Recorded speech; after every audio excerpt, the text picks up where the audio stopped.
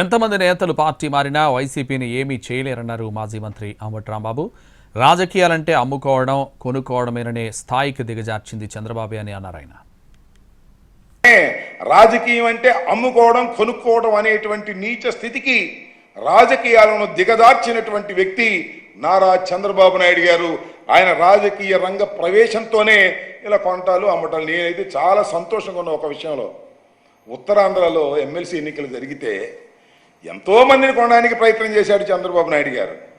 కానీ శభాష్, ఉత్తరాంధ్రలో ఉన్నటువంటి ఎంపీటీసీలు, జడ్పీటీసీలు, కౌన్సిలర్స్ పోయినోళ్ళు పోగా ఉండోళ్ళు శభాష్ అని మీసం మెలేసి నిలబడ్డారు. అందుకే బొత్స సత్యనారాయణ గారు ఎమ్మెల్సీగా గెలిచారు.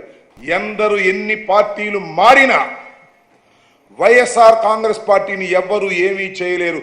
40% ఓట్ నేను మనవి చేస్తున్నా. ఒక్కరే సింగిల్గా జగన్మోహన్ రెడ్డి గారు 40% ఓటు సాధించినటువంటి వ్యక్తి. అందరూ కలిసి వచ్చారు, ముగ్గురు, మామూలు కాదు, ముగ్గురు కలిసి వచ్చారు.